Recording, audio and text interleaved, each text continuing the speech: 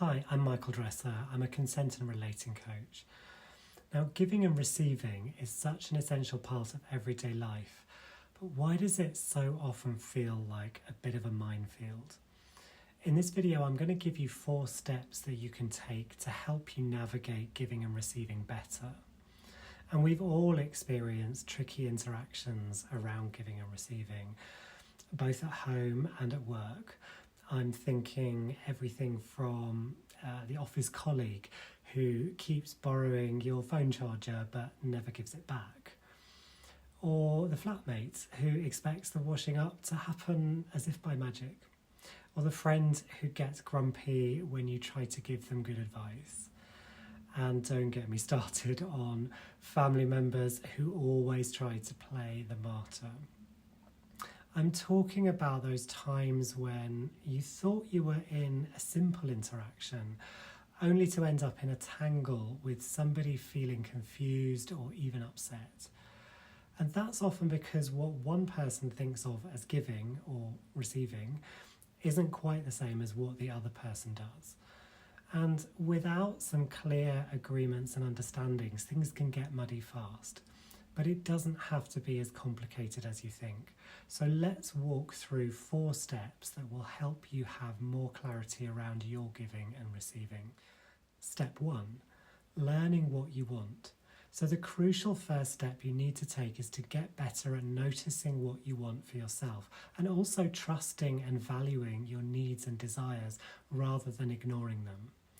And in a world which tells us that I want doesn't get, that's quite a radical proposition, but trust me, it's fundamental if you want to learn how to give and receive more enjoyably.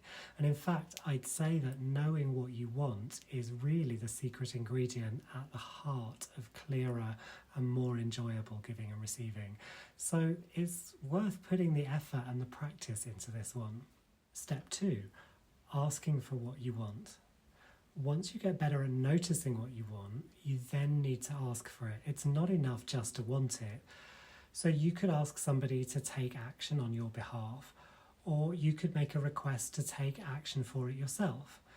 Either way, most people are not mind readers, so it's unlikely that you're going to get what you want, consentingly that is, until you ask for it. And no, giving somebody a back rub in the hope that they'll give you one in return really doesn't count. Step 3, creating better boundaries. So nobody likes to be taken advantage of, but when you know how to identify what you do want, it gets so much easier to recognise what you don't want when you encounter it. And this means that it's much easier to set some clear limits before things go too far. And when you've set clear limits, it's then much easier to stick to them without feeling awkward or unsure. Step 4, giving without overgiving.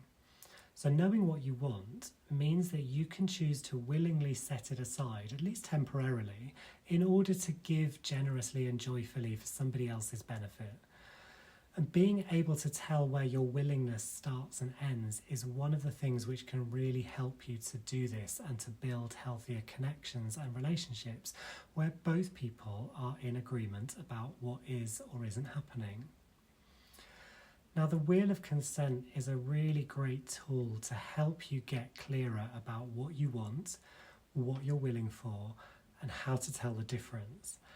And that's really the surest way to more enjoyable giving and receiving for everybody. So check out my website for ways that you can learn more and practice with me, and like and subscribe below to stay up to date with more of my tips and resources.